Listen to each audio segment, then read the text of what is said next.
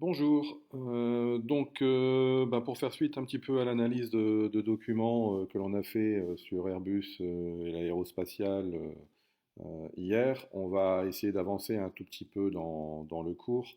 On va faire la première partie qui est assez courte et qui est assez facile à comprendre. Et puis on fera probablement la suite donc en classe la semaine prochaine. Voilà, donc vous pouvez prendre votre poly que je vous ai distribué sur la diversification des espaces et des acteurs de production. Donc voilà, alors, premières illustrations, hein, vous voyez deux exemples d'espaces de production, parce qu'on parle bien ici d'espace de production. Alors ça apparaît assez évident sur la photo de gauche, hein, puisqu'on y voit une usine, hein, c'est l'usine chimique Bayer, donc euh, une des principales usines pharmaceutiques au monde. Et puis à droite, bah, c'est aussi un espace de production. Ouais, ce n'est pas le même type de production. Si à gauche on a de l'industrie, à droite on a les services. Donc là vous avez le siège social de Samsung, donc en Corée du Sud, où là on a, bah, souvenez-vous, hein, vous devez savoir où on se trouve, hein, dans quel type de quartier on se trouve. Donc oui, j'imagine que je l'entends, que certains le disent. On est bien dans un CBD, hein, donc un centre des affaires, avec, vous voyez, des immeubles qui abritent des bureaux et qui ont voilà, un certain design, un certain standing qui montre donc la puissance de l'entreprise. Donc là, on est dans les services et on est dans de la production aussi, parce que c'est sûrement dans ces bureaux qu'on réfléchit à la préparation et à la commercialisation des nouveaux téléphones, entre autres, hein. Donc des nouveaux produits Samsung qui seront commercialisés. Donc à gauche, bah, on fabrique, hein, donc là en l'occurrence des médicaments, et ça pourrait être, on aurait pu mettre une usine qui fabrique des téléphones Samsung, hein. Et à droite, autre forme de production, où là on est plus dans le cérébral, on cogite, mais c'est la base de tout espace productif. Alors, autre exemple d'espace productif, et je vous mettrai aussi en lien une vidéo. Vous pourrez regarder la vidéo qui va vous parler de cet espace-là. Alors, elle dure une dizaine de minutes. Alors, bon, ça parle un peu de différents sujets. Ça commence par parler un peu de l'histoire entre le Mexique et les États-Unis sur cette zone-là. Bon, écoutez, c'est jamais mauvais pour votre culture générale, c'est pas fondamental pour le cours. Et ça finit un petit peu sur bah, un peu l'avenir des États-Unis, puisque vous allez voir que les Mexicains entrent de plus en plus sur le territoire américain, ce qui a des conséquences linguistiques, culturelles, qui pourraient être assez importantes pour l'avenir des États-Unis.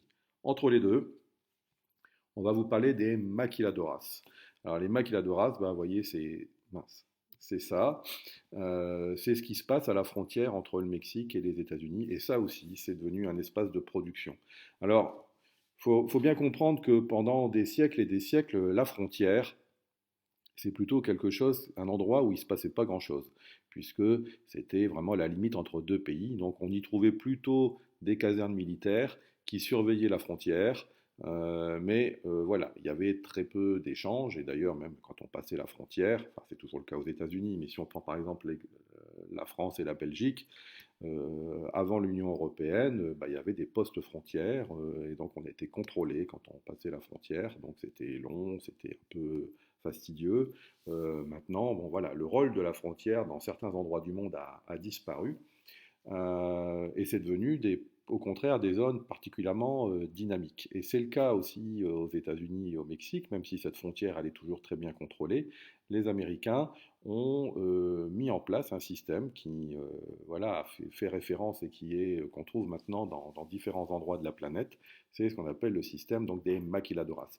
Les maquiladoras, en fait, sont des usines euh, qui sont américaines, ça bouge à chaque fois, qui sont américaines et qui sont par contre implantées au Mexique.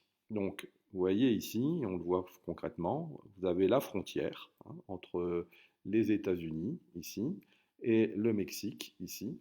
Et donc, vous voyez ici, bah, il n'y a pas grand-chose. On pourrait voir si le plan était un peu plus large. Il y a une ville un peu ici, avec donc plutôt une ville riche, avec des ingénieurs qui travaillent dans ces usines, qui sont ici, mais eux encadrent, dirigent, et les usines américaines qui se trouvent donc du côté mexicain emploient de la main-d'œuvre mexicaine. Alors l'avantage pour les États-Unis, il est double, c'est-à-dire que on utilise une main-d'œuvre qui est bon marché. La main-d'œuvre mexicaine, elle est forcément moins exigeante en termes de salaire que la population américaine. Et en offrant du travail de ce côté-là de la frontière, ça dissuade, on va dire, une partie des Mexicains de franchir cette frontière pour essayer d'aller trouver du travail aux États-Unis, puisqu'ils peuvent en trouver ici. Donc, les États-Unis, double effet positif, ils fixent un peu les Mexicains à la frontière et ça les dissuade de traverser la frontière et d'arriver aux États-Unis. Et en plus, ils exploitent une main-d'œuvre qui est, on va dire, un peu moins exigeante en termes de salaire. Pour les Mexicains, me direz-vous, quel est l'intérêt? Bah, disons que bah, ils ont du travail, hein, parce que c'est un pays qui connaît quand même un peu assez régulièrement la crise économique, et donc bah, les Mexicains, il ne faut pas croire, ils sont aussi assez contents de ne pas avoir à tenter l'aventure aux États-Unis, qui est quand même assez mystérieuse et aventureuse, hein, on ne sait pas comment ça va se passer. Donc ils restent quand même dans leur pays, ce qui est quand même rassurant, et ils trouvent du travail, tout au moins l'ont-ils trouvé à une époque. Donc voilà, les deux parties sont plutôt contentes, même si vous voyez sur la carte, et c'est un des problèmes, c'est que du coup, vous commencez à avoir une forte concentration d'emplois et de population à la frontière, ce qui fait donc que beaucoup de Mexicains quittent les parties sud du Mexique parce qu'ils ont entendu qu'à la frontière nord, il y avait des usines, donc il y avait potentiellement du travail, et ça déséquilibre considérablement le pays, qui voit ici une surpopulation à se développer, alors que voilà, le reste du pays se vide totalement. Et vous avez ici, ben, voilà, ce que c'est qu'un maquiladoras, une usine. Donc on est vraiment dans du travail à la chaîne, sur des machines. Bon, là, on est manifestement sur du textile et de la couture, hein, on a des machines à coudre. Et donc, voilà, on offre un travail pas forcément très technique, hein, qui ne maîtrise pas forcément un énorme savoir-faire, dans des gigantesques hangars, vous voyez, hein, où on peut payer pas très cher, une population pas très exigeante et qui va faire un travail relativement facile pour fabriquer par exemple du textile américain qui ensuite après va refranchir la frontière et puis va être vendu soit aux États-Unis, soit ailleurs dans le monde. Donc voilà, vous avez ce que c'est, vous savez ce que c'est que ces maquiladoras. Donc on est vraiment là ici dans un espace de production aussi qui joue sur la différence de niveau de richesse. On retrouve ça dans tous les pays où vous avez où se côtoient hein, vraiment côte à côte un pays riche et un pays moins riche. Le pays riche, voilà, essayant d'exploiter les intérêts de cette population moins riche. Euh, voilà, pour ses intérêts économiques. Donc vous aurez un lien pour une vidéo que vous pouvez regarder, elle dure une dizaine de minutes. Vous n'allez pas, enfin, ça va pas être pour certains, ça va être peut-être un peu trop court pour s'endormir devant, ça dure que 10 minutes. Et puis c'est quand même intéressant. Alors, qu'est-ce qu'un espace productif? Un espace productif, c'est un lieu, c'est un ensemble de lieux hein, dont les avantages sont mis en valeur pour développer des activités productives. Alors, on peut voilà, définir différents types d'espaces productifs. Ça peut être en fonction de sa localisation. Autrement dit, on peut par exemple analyser l'espace productif français. Ça peut être en fonction aussi de son activité, hein, l'espace productif de l'automobile. Ça peut être aussi en fonction d'une simple entreprise hein, et de voir un petit peu comment elle s'organise, comment elle organise son espace productif. Et on a vu un exemple hier avec Airbus et Aérospatiale. Donc on peut étudier un espace productif sous trois thématiques, sous trois angles. Une entreprise, une activité plus générale ou donc une localisation géographique. Donc ces espaces de production sont de plus en plus variés, cherchent de plus en plus ils sont à la recherche, on va dire, d'une plus grande compétitivité, je vais expliquer après, et sont orchestrés par différents acteurs comme les firmes transnationales, les États, etc. Alors la compétitivité, ben c'est simple, hein. C'est quoi la compétitivité? C'est gagner un maximum d'argent en dépensant un minimum d'argent. Plus une entreprise est compétitive, plus ça veut dire qu'elle est efficace. Donc ça veut dire que voilà, elle fait des produits de qualité qui se vendent bien à un coût le moins important possible. Et puis les différents acteurs, ben, vous voyez, bon, là, les firmes, alors les FTN, on peut dire aussi les FMN, firmes multinationales, mais c'est un cycle qui a un peu disparu maintenant. On parle plutôt de firmes transnationales. Hein, donc je vous rappelle, ce sont des usines, enfin, des entreprises qui sont implantées dans le monde entier, hein, qui sont implantées tout au moins pas uniquement dans leur propre pays. Ils sont implantés dans d'autres pays aussi. Donc ces firmes multinationales, hein, si vous prenez Apple, vous prenez Renault, vous prenez que sais-je, Sony, vous prenez voilà, vous prenez Amazon, voilà, sont des entreprises, des firmes multinationales parce que voilà, leur terrain d'action c'est le monde entier.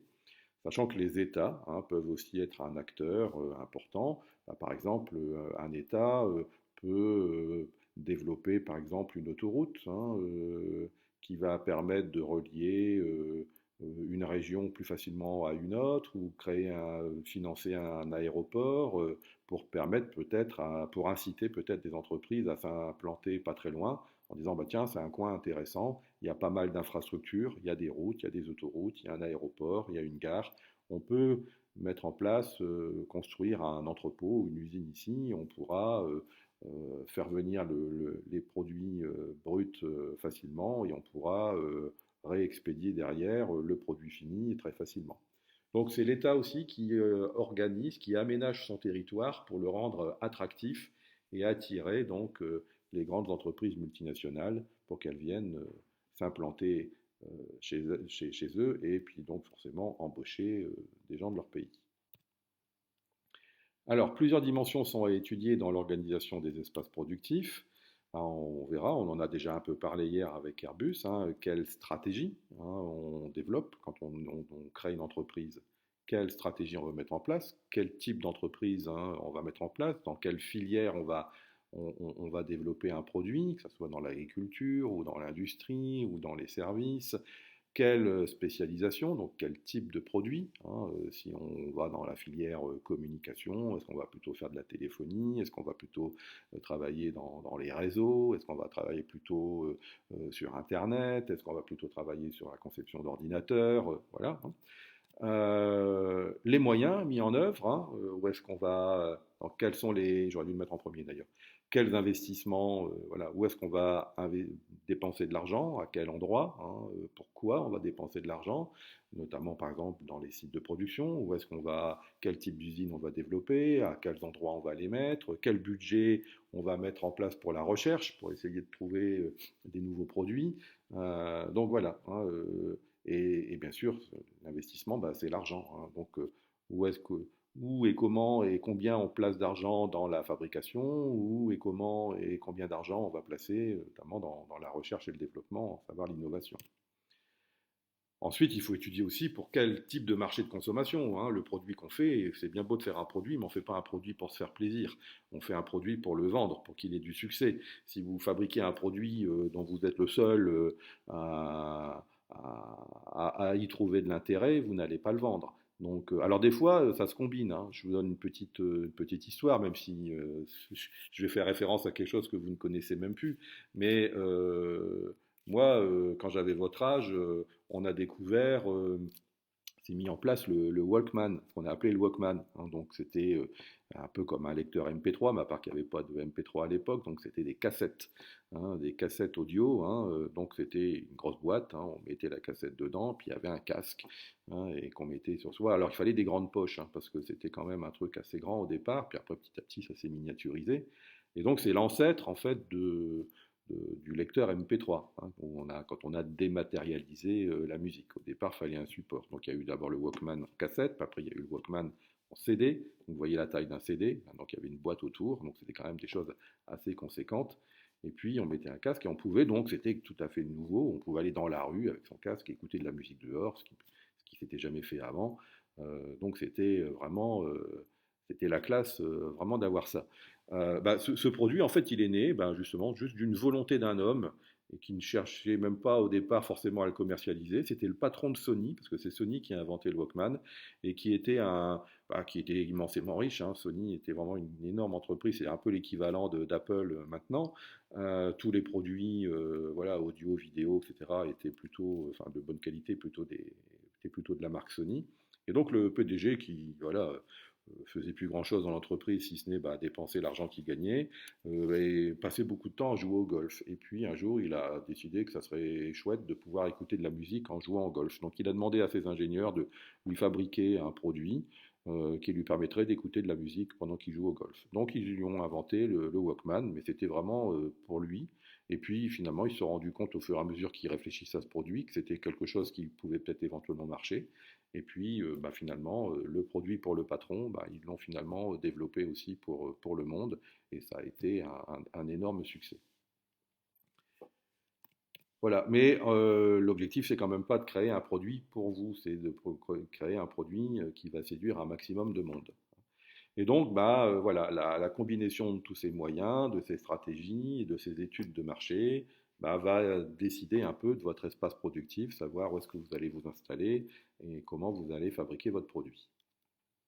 Donc, voilà un petit peu le schéma qui résume les enjeux de ces espaces productifs. Alors, je ne reviens pas là-dessus, puisqu'on l'a fait, hein, donc voilà, avec la carte que vous avez donc à réaliser. Et puis on va passer, vous voyez, à la première partie, avec, vous voyez, encore une fois une illustration qui vous montre bien que les espaces productifs, ils ont maintenant de plus en plus une dimension internationale. Hein. Quand on regarde un petit peu cette photo, vous pouvez remarquer, hein, vous l'avez bien évidemment remarqué, que on a voilà, une usine de fabrication manifestement de chaussures. Donc c'est de l'assemblage hein, de pièces manifestement. Donc on colle, hein, c'est du collage. Et puis donc vous avez une machine qui a l'air de faire tourner. C'est un peu voilà, du travail à la chaîne. Hein. Cette machine tourne et chacun a sa tâche à faire et la chaussure circule et on peut imaginer qu'à droite, il y a encore une autre personne qui va faire quelque chose d'autre sur cette chaussure. Ce sont des personnes de couleur, vous voyez. Pour autant, donc on peut imaginer qu'on se trouve en Afrique, ce qui est confirmé par la petite carte. On est en Éthiopie, donc on n'est pas dans un pays à proprement parler qui est une grande puissance mondiale, mais qui dispose, vous voyez, d'une main-d'œuvre probablement bon marché, à qui on demande voilà, de faire des tâches qui ne nécessitent pas forcément un haut niveau de diplôme. Et puis vous voyez sur cette photo bah, une enseigne, une affiche qui voilà, vous donne une indication probablement de la nationalité de l'entreprise. Donc on est dans quelque chose plutôt d'asiatique, manifestement. Alors je ne sais pas si c'est du japonais, si c'est du chinois, si c'est du coréen. Mais en tout cas, voilà, on est dans une entreprise asiatique qui s'est implantée en Afrique, qui utilise de la main-d'œuvre africaine. Donc là, c'est du maquiladoras voilà, grande échelle, hein, parce qu'on n'en est pas ici sur une frontière commune. Mais on est dans le cadre manifestement d'une firme transnationale qui s'est implantée en Afrique parce qu'elle a considéré que en Éthiopie, on était capable de fabriquer des chaussures et on paierait probablement les gens qui les font beaucoup moins cher que si on avait mis cette usine en Europe ou même en Asie. Donc voilà, dans cette logique de rechercher des stratégies, de l'investissement, ben, on va réfléchir à savoir où est-ce qu'on va fabriquer ces produits. Sachant qu'on peut imaginer que ces chaussures, après, vont être vendues dans le monde entier à un prix qu'on essaiera de mettre le plus haut possible. Alors, vous avez ici une carte, on y reviendra parce ça va être un leitmotiv, elle va être un peu le fil rouge du chapitre. Euh, on voit un peu les différents acteurs hein, de cette mondialisation et de la mise en place de ces espaces productifs. Les firmes transnationales, vous voyez encore ici, bah, vous voyez BMW, hein, le siège social de BMW, donc des firmes qui ont une envergure internationale. Donc ça, c'est un exemple d'acteur. Un autre exemple d'acteur aussi, bah, ce sont les États, voire même des associations d'États. On a déjà parlé des BRICS, hein, souvenez-vous. Ce sont ces pays, Brésil, Russie, Inde, Chine et Afrique du Sud, qui sont des pays en plein dynamisme. en plein boom et qui ne sont pas encore au niveau de développement des pays industrialisés développés, mais petit à petit s'en rapprochent.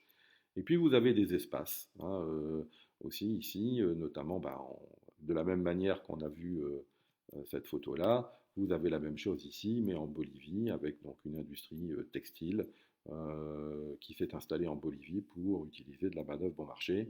Autre exemple ici, ce qu'on va appeler des zones franches, c'est-à-dire que la Chine va ouvrir des espaces, des territoires pour attirer des firmes multinationales étrangères, pour dire voilà, si vous venez vous installer chez nous en Chine, dans cette zone-là, ben, si vous employez des Chinois, ben, ça nous arrange parce que ça fait réduire le chômage. Et puis nous, en contrepartie, pour vous remercier, on ne vous fait pas payer d'impôts sur voilà, les taxes d'habitation, etc. Donc chacun y trouve son avantage. On ouvre un espace, on dit voilà, venez vous installer, embaucher des gens de chez nous, et puis en même temps, bah, vous réduisez vos coûts puisque vous ne payez pas d'impôts. Donc c'est encore un exemple d'espace de production. Alors, si on avance un petit peu dans les notions, donc on peut constater, donc si on regarde donc les espaces de production marqués par une grande diversité, premier point, donc une production mondiale contrôlée par des grandes puissances. Alors, vous avez ici un exemple, donc revoilà la carte, hein, qu'on va revoir à chaque fois, donc vous pourrez la regarder un peu plus en détail, parce qu'on y trouve les principales puissances productives, dans quel domaine elles sont performantes, les principales façades littorales aussi, les lieux d'échange. On parlait des BRICS tout à l'heure, vous voyez qu'il y a les pays s'associent de plus en plus pour être voilà, les plus compétitifs possibles. Donc l'Union européenne, vous avez l'ALENA ici, le Mercosur ici, vous avez l'ASEAN en Asie. Bon, on ne demande pas bien sûr de retenir toutes ces alliances, mais voilà, faut savoir qu'elles existent. Et puis si on regarde ici justement dans cette échelle de puissance, dans cette hiérarchie de puissance, vous avez, notamment si on prend le chocolat par exemple, vous avez d'abord les pays producteurs, qui sont souvent des petits exploitants, qui sont dépendants finalement des pays consommateurs, parce que ce sont les pays consommateurs qui viennent acheter les produits. Donc vous voyez, ça c'est un petit peu inversé finalement. C'est pas celui qui vend qui est le maître du jeu, c'est que ces exploitants, ils sont dépendants de ceux qui achètent. Donc on arrive à une situation, vous voyez, un peu bizarre, c'est que les pays riches sont tellement puissants maintenant, c'est que c'est presque l'acheteur qui va fixer le prix de ce qu'il va acheter. Donc imaginez-vous, alors ça marche pas dans tous les domaines, ça marche avec le chocolat, mais imaginez-vous arriver dans un concessionnaire Ferrari ou Porsche en disant bah voilà, votre voiture en vitrine, elle me plaît bien, je vais l'acheter. Mais voilà, j'ai 35 euros dans mes poches. Écoutez, voilà, je les mets sur le comptoir, donnez-moi les clés et je m'en vais. Euh, c'est un peu comme ça, techniquement parlant. Bon, c'est pas aussi simple, mais voilà. Alors, pensez bien que vous, vous feriez virer à coups de pied dans les fesses du concessionnaire. Là, les consommateurs sont tellement puissants, les producteurs sont tellement petits que voilà, généralement quand on trouve un accord de prix, ça ne se fait pas à l'avantage du petit exploitant qui est justement un peu exploité. Donc les pays consommateurs, par le biais de négociants, achètent la matière première, elle est ensuite transformée pour être ensuite, donc elle passe dans des usines, elle est transférée, elle passe dans des usines, elle peut être donc, transformée en différents types de produits chocolatés, ça peut être la poudre, la pâte, du beurre, etc. Et puis ensuite, c'est vendu dans des unités de vente, donc des magasins, pour arriver donc chez le consommateur.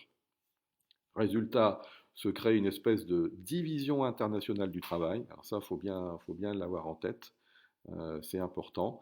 Avec d'un côté les pays développés qui se sont plutôt spécialisés dans la recherche et le développement, qui donc fabriquent des produits nouveaux ou qui fournissent des services, les assurances, les banques, etc. Et ces pays-là, finalement, sont un peu condamnés maintenant à aller dans cette course à l'innovation, parce qu'il faut toujours fabriquer des produits nouveaux, parce que petit à petit, les pays émergents, donc ces BRICS dont on parlait, ils sont en train de, un peu une course entre les deux, parce que ces nouveaux pays, ben, petit à petit, ils se mettent aussi à fabriquer des produits industrialisés, alors pas forcément aussi développés que ceux des pays développés, mais voilà, ils sont aussi capables de fabriquer, hein. Quand on achète une télévision, maintenant, on n'est pas obligé d'acheter une télévision d'une grande marque, hein. Vous avez plein de télévisions d'autres marques qui font des télévisions, alors peut-être pas forcément aussi modernes, aussi, aussi performantes que les grandes marques, mais qui offrent des produits tout à fait acceptables et qui coûtent beaucoup moins cher. Ce qui oblige donc les pays développés à régulièrement sortir des télés à chaque fois. C'est pour ça que les produits sortent de plus en plus régulièrement. Regardez un peu les téléphones, ils sortent maintenant quasiment tous les ans. Samsung en sort même plusieurs par an. Parce que voilà, il y a cette course à l'innovation, parce qu'il y a d'autres marques, Huawei, etc., qui sont capables de faire des pseudo Samsung ou des pseudo Apple. Alors c'est pas tout à fait la même chose, mais voilà, c'est pas scandaleux non plus. Donc voilà, les pays développés sont condamnés à trouver des choses que les autres ne savent pas faire. Et puis les pays en développement, bah, eux, ils subissent un peu, ils fournissent les matières premières, et puis ils acceptent aussi la sous-traitance, hein, comme on a vu en photo, ces petits produits qui sont fabriqués, voilà, parce que ça ne demande pas de savoir-faire spécifique.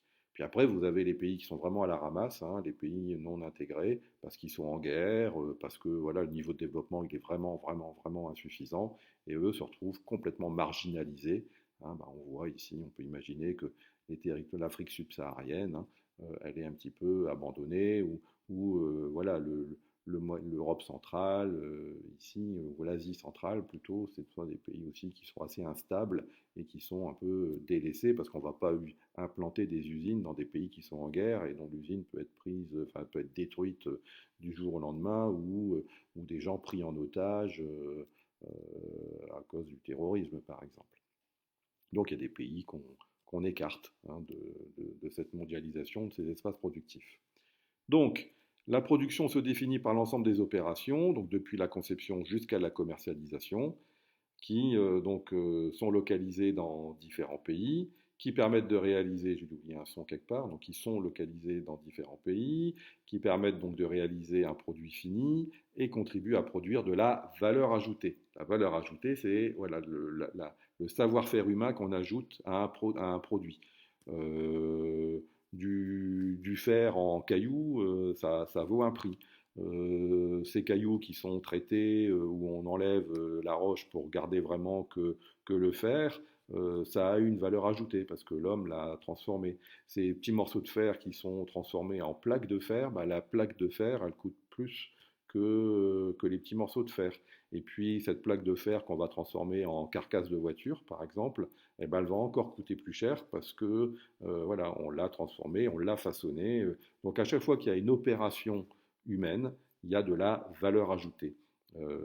Donc finalement un produit, une voiture, c'est pas la somme du coût de chaque matériel.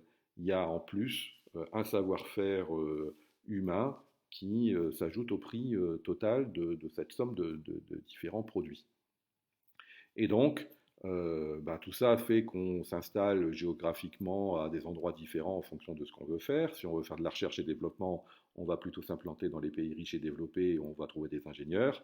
Quand on veut fabriquer des produits bon marché, on va plutôt dans les pays en voie de développement pour les faire fabriquer bon marché. Ce qu'on appelle la division internationale du travail. Le terrain de jeu, c'est le monde et on s'implante en fonction de ses besoins. Alors, je vous parlais de la voiture, justement. Bah, vous voyez, une voiture, maintenant, c'est difficile de savoir véritablement quelle est la nationalité de la voiture. Parce que, bon, là, vous avez une voiture américaine, ça doit être une Ford, je crois.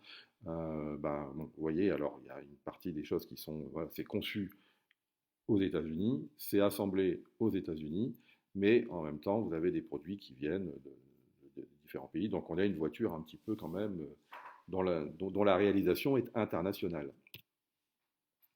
Alors, à l'échelle mondiale, les puissances occidentales, donc les États-Unis, l'Allemagne, le Royaume-Uni, la France, le Japon, donc ce qu'on appelle généralement la triade, hein, cet ensemble de les trois grands piliers de la mondialisation, l'Amérique du Nord, l'Europe et le Japon, bah, sont de plus en plus concurrencés, je vous l'ai dit, par les BRICS, hein, sachant que le pays qui domine quand même, c'est les États-Unis, qui a le plus fort pouvoir d'innovation cette capacité d'innovation qui est, je vous l'expliquais tout à l'heure, très importante. Un système productif mondial dominé par les services et par l'industrie. Hein. Bon, les cartes, on y reviendra plus tard. Ben voilà, il faut savoir que les services, c'est ce qui se vend le plus. C'est peut-être le moins palpable, hein, c'est pas du concret, mais c'est du savoir-faire, c'est de la communication, c'est nous dire voilà avec l'information par exemple. Hein. C'est 73% des richesses mondiales. Donc c'est vraiment ce qui est le plus important au monde actuellement. Et voilà, ces services, c'est surtout maîtrisé, dominé par les pays industrialisés développés, voire les pays émergents. Et on trouve ça principalement dans les métropoles, on l'a déjà vu, dans les CBD, etc. J'en reviens pas dessus, on l'a vu dans le premier chapitre. Ensuite, on a le secteur de l'industrie, hein, donc là où on fabrique les produits, on va les trouver dans les pays développés pour les produits de haute technologie, émergents, voire dans les PVD, pour les produits qui ont besoin de moins de savoir-faire. C'est pour ça que bah, l'essentiel de cette croissance industrielle, on la trouve plutôt en Asie, qui a une population vraiment nombreuse, qui est docile, qui travaille beaucoup et qui n'est pas très exigeante en termes de salaire. Donc, quand vous faites le compte, hein, on en parlera plus tard, mais 73% des services, donc le secteur tertiaire, 25% de secteur secondaire, l'industrie, on est donc à 98%. Donc vous voyez ce qui reste pour la part des produits agricoles. On en parlera plus tard. Pour l'industrie, dernière chose, hein, et je finirai là-dessus, peut-être aujourd'hui, parce que on est déjà à une demi-heure. Euh, tout ce qui est textile, automobile, électronique, ben, comme ça ne demande pas forcément un grand savoir-faire, c'est de plus en plus délocalisé dans des entreprises où la main-d'œuvre n'est pas très chère.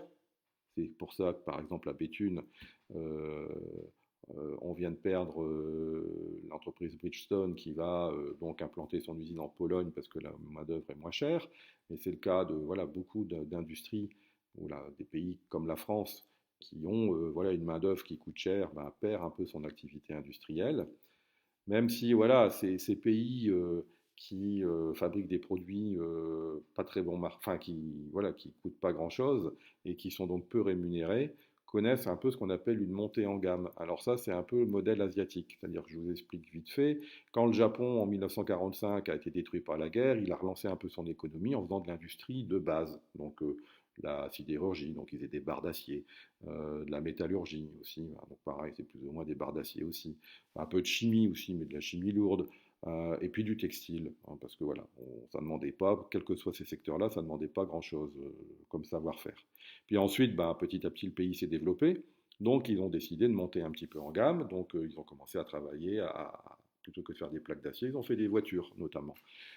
Et donc, bah, comme c'était moins intéressant l'industrie sidérurgique, métallurgique, bah, ils l'ont délocalisé dans les pays asiatiques voisins, Taïwan, Singapour, Hong Kong, la Corée du Sud, où ils ont donc mis la sidérurgie, la métallurgie là-bas, parce que cette population-là qui était moins développée que le Japon, bah, ça coûtait moins cher.